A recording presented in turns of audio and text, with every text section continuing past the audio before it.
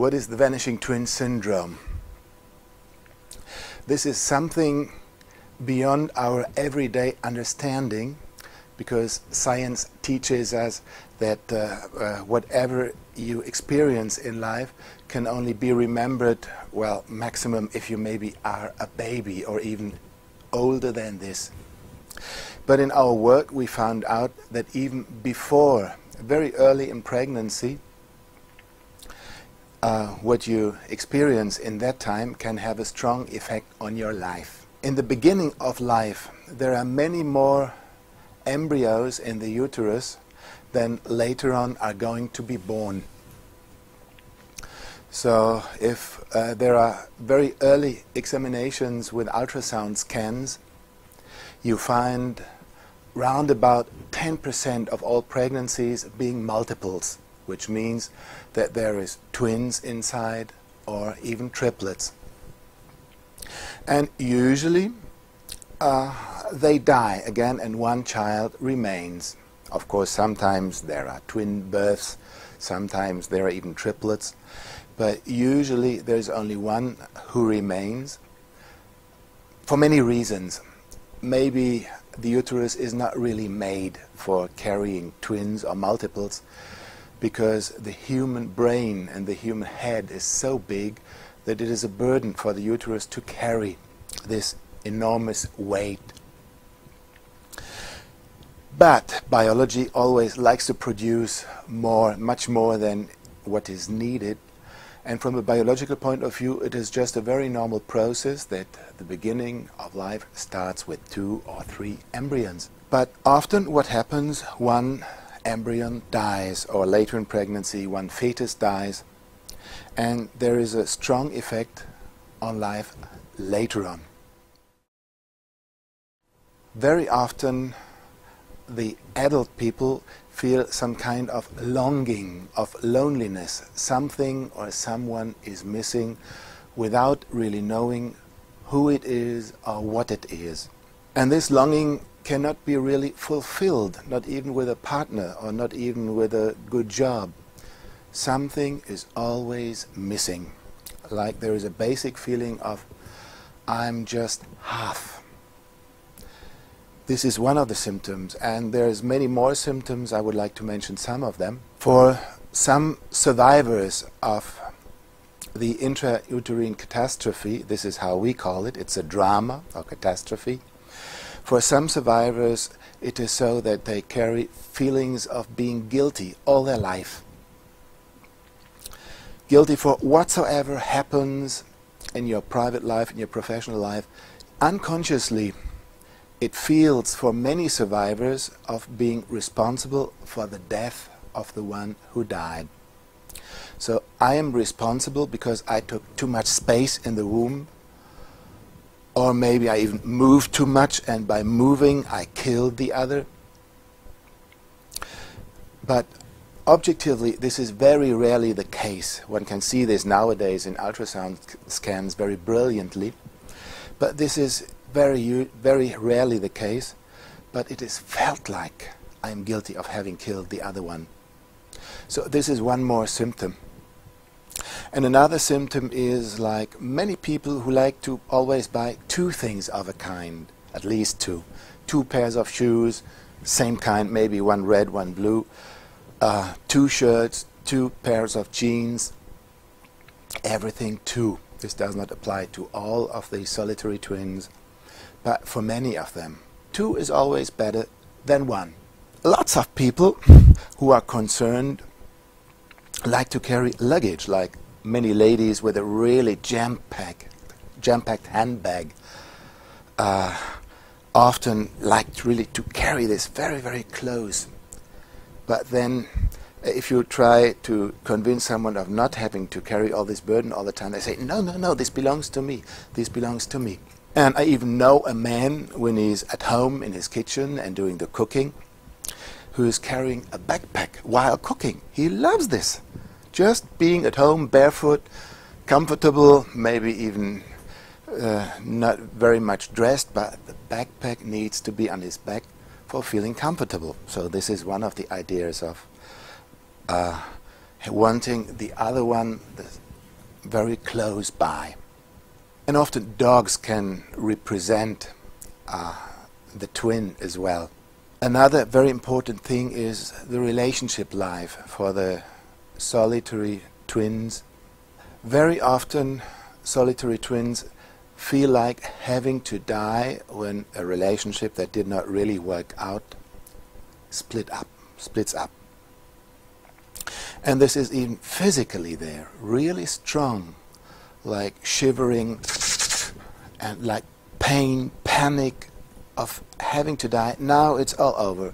My partner fell in love with another woman, or my beloved woman fell in love with another man. What to do? I feel like going crazy. Please take me to the psychiatric hospital.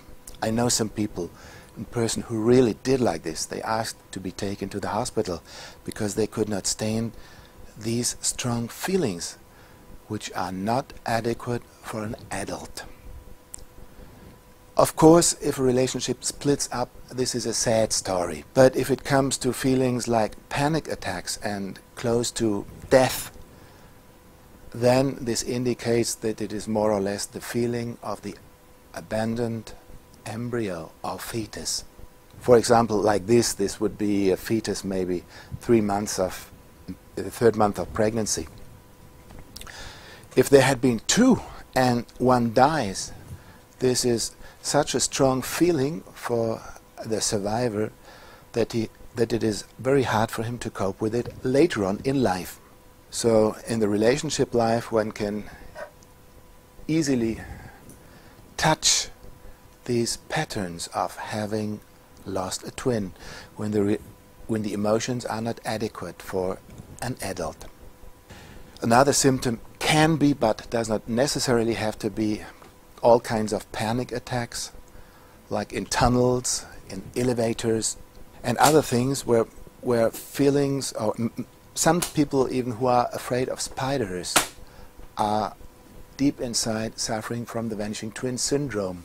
Suffering from the loss of a twin can, for some people, not in all the cases, severely affect their health, because a lot of surviving solitary twins do have a tendency to be close to the other, to wanting to be close to the other, and a tendency of wanting to die, like producing accidents or developing diseases. So there can be a danger. What does an embryo feel? And maybe this is a good moment now to show some pictures from ultrasound scans, just to give you an idea of what the atmosphere is inside. I have to start with the very beginning of life. This is a photo from a laboratory, and these are two eggs just starting to become a human being. This is around 20 hours after conception, which means 20 hours after the sperm has united with the egg. And we see here one cell, and this is another cell already going to divide one more time, and a little bit in the back behind from the side there is another cell, and this is another cell. So this would already be 6 cells of originally one united cell 20 hours ago. And here is another embryo. Also here you can even see this is one cell going to divide, on the way to divide. This is another cell not yet divided.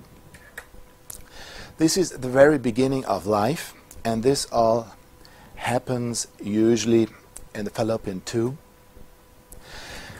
And what you see in the ultrasound, if 2 eggs find a place to settle down in the uterus and develop an amniotic sac, you see in the ultrasound scan 3 weeks later sometimes this picture. This is 2 embryos on the way to develop. Here, very small, you could recognize maybe even the embryo, which has about 1 or 2 millimeters of size. This is very small still, but you could already recognize the heartbeat, the activity of the heartbeat. This is what the doctor sees when there is even triplets in the beginning of pregnancy. And this is what it looks like when there is twins very close to each other, this is maybe after 6 weeks after conception, the ear is already very well developed,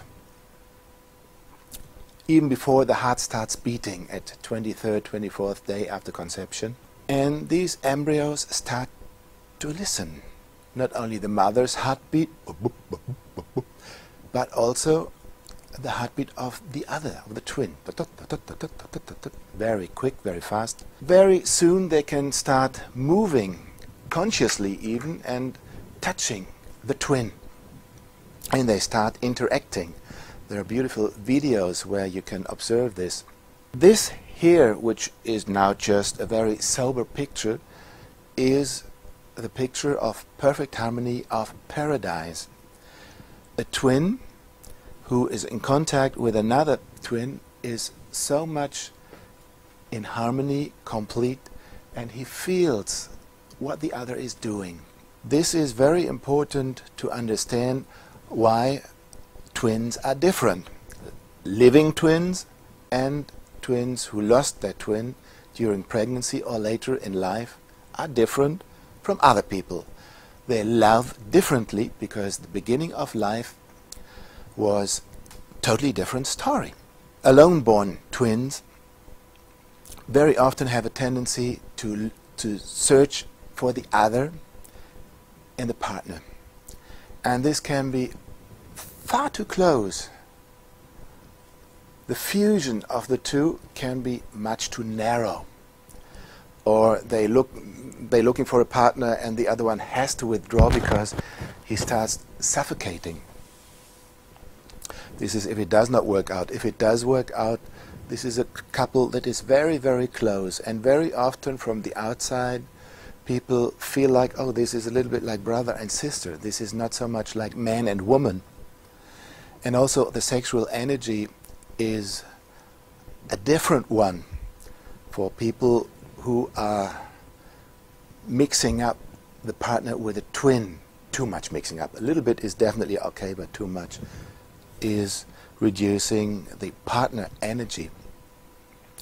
And for example, if you try to imagine that a person who has had a twin in the beginning of life meets another one who has not met a twin in the womb, this is very difficult to have a relationship then, because the solitary twin wants to be very close if he doesn't avoid, and the other one wants more to stay like in his own space, and this is a source of many conflicts. But if one has an understanding of what the root of this is, one can do something about it. So the question is now, how is that possible that it is remembered? Sometimes the twin dies very early when there is even no brain to store this information. But there is other ways of storing information than only the brain. There is a body memory, and there is also some other kinds of memory. We call it field memory. For example, the adult people who had near-death experiences could, with their eyes closed, clearly describe how the people were dressed that were taking care of their body that was on the way to die. For example, some people with a near-death experience could very clearly describe how they saw from the top the person who was doing this heart massage, this reanimation, the color of his hair, how he was dressed, and he could even describe the sentences that were being talked. But there were no eyes to see, they were closed. Probably there were even no ears to hear, because the brain was more or less switched off at that moment. So there's other patterns of memory than only the brain memory. And this is very important for our understanding, because it is not logic. That how can such a small being influence my life as an adult so much? In our seminars we have people who lost their twin at all ages. That means very early in pregnancy, or later on in the 5th month, for example, or during birth, or even later on during childhood. And the symptoms are always very, very similar. So this is really astonishing. Maybe some people can still understand that if a twin dies during birth, this will have a strong effect on the survivor, even if one has never talked about this. But what is, with this understanding that is more our common understanding of science, it is not logic that the little embryo who has this experience still remembers as an adult. But there is a memory. The body remembers, like, for example, this trauma reaction of shaking and trembling and clacking the teeth in situations of, for example, relationship splits, or some people who have taken drugs can also experience this kind of fear. So this reaction of the nervous system is a memory of this very deep ancient trauma. And if it is understood like this, it can be accompanied in a much different way than just the normal way of calming people down and maybe giving some tranquilizers, which is very often the case. But I would like to show you one more very drastic picture that can explain what a twin is who loses the other one is going through. This is the living healthy twin in the end of 5th month of pregnancy. Here you see the eyes, here's the nose, here's the mouth. Here is the cheek. And cheek to cheek you find a smaller head, the rest of it. Here's the nose, here's the mouth. It's already shrinking. This was the twin brother of this one that died 2 weeks before. So you imagine, what must this fetus feel like having his dead brother very close, cheek to cheek, for many weeks.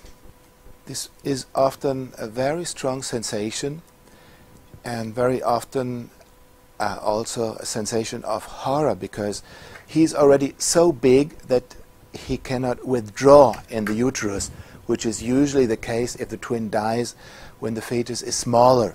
This can be observed in ultrasound scans. When the twin dies, the other one usually withdraws very much from the dead body after he's dead. But before, he is trying to rescue the other one, holding as much as possible. And then when the other one has stopped his heartbeat, one can see that there is a withdrawal. Here, no. Here was probably no more space. The head was already very big. So this ultrasound depicts clearly of what it can be like to be laying very close to a dead corpse for many weeks. And of course this has a strong effect. But also other adults who lost their twin earlier in life have feelings like of not wanting to be touched, which is a very strong problem in relationships sometimes. Not wanting to be touched does not necessarily mean that there was a sexual abuse, which is a very common theory, but then finally discovering that it was the touch of the dead body, that it was this that produced all this feeling of panic, then things could change. Not all of a sudden, but slowly, slowly, step by step, there was a healing. So the intrauterine situation can sometimes have a very strong effect on adult life. First of all, I came across a vanished twin in a family constellation. I did not know much about twins at that period. I only knew that living twins have a deep connection in their soul. This is a fact that is generally known. There had been much research that was done on this. And then in one family constellation session, that was a group, I had a young woman, age 28, who was complaining that everything she does, everything she touches, fails. Failure in her professional life and failure in her private life as well. No matter which profession she started, she developed some allergy or some disease that she could not continue, for example. And what we did in the family constellation was we chose two representatives, one to represent this woman and another one to represent the symptom, which was failure in this case. And the reaction of the representatives were really surprising. This struck me. I never saw a reaction like this before. So this was the woman looking here, and this was a man being chosen as a representative for the symptom, and they came close to each other, and they withdrew, and they came close again, started breathing intensively, and one could see there was a lot of energy between them. They turned to the side, like this, to the other side. They started spinning around each other, but always being closely related, and they behaved like a mirror all the time. This was incredible. And I said to this woman sitting next to me, never seen anything like this. To me, this looks like a twin. And she said, oops. Now I understand. And I asked her, please, can you tell me, what do you understand? She said, yes, now I understand why the doctors found hairs and teeth in my ovaries that they had taken out when I was 17. So this is a very sad story, a very young woman who loses her ovaries due to some kind of tumor filled with hairs and teeth. And then she said, yes, this must have been my twin. Now I understand. I was not alone in my mother's womb. So this is the beginning of how we came across the vanishing twin phenomenon. Later on in family constellations, this was repeated. Every week almost, I had someone who was complaining some symptoms like longing, like something that doesn't work out in life. And we set this up, and there were similar reactions of the representatives, and always a very deep connection between this other thing, this other person, this other whatever it was. And so we started off wanting to share this with our colleagues doing family constellation, and starting to gather more and more protocols of all these constellations. We found that no, this should not be for family constellators, but for everyone. So we will write a very understandable book, not in Latin, but in a language that everyone can understand. And this is how the book was brought on its way. The purpose of the seminars we do, we call them healing paths for solitary twins. The purpose is, of course, a healing of the symptoms. And this cannot be done usually just by a kick like this, because it is a very deep experience for the organism to experience how the other dies. And what we do is, we very slowly, very gently, we recontact these layers of being in the womb together with the other, the paradise, the complete paradise, where everything is fine, everything is just flowing, where the heart is open, and to recontact again this moment of perfection. Everything is there, nothing is missing.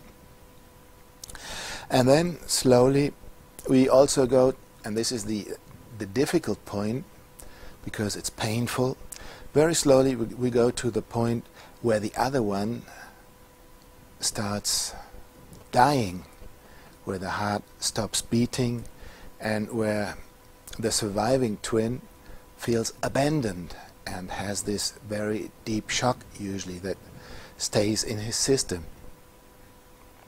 And then we find ways of integrating also the twin who is somewhere else now, out there, wherever that may be, to understand that the twin is not angry with the survivor. No, it's the opposite. He wishes only the best for the one that managed to survive.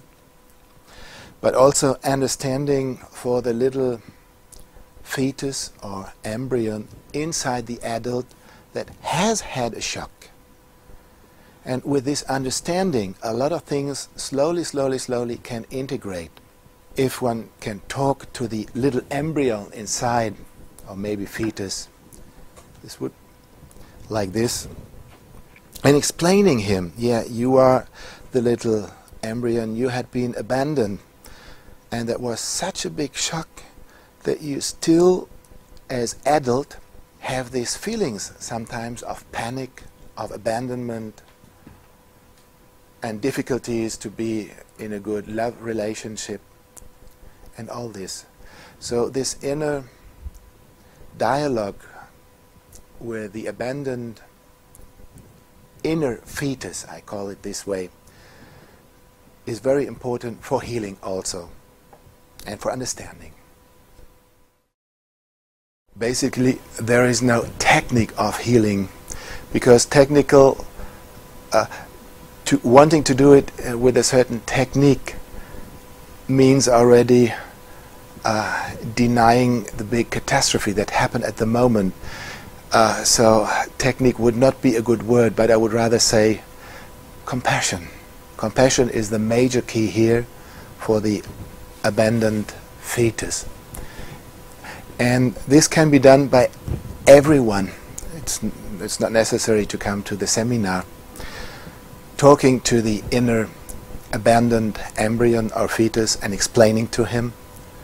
And also another technique can be being very friendly, very kind with oneself when these ugly symptoms start coming up, like fears, loneliness, or feelings of panic or tension, to be very compassionate with oneself.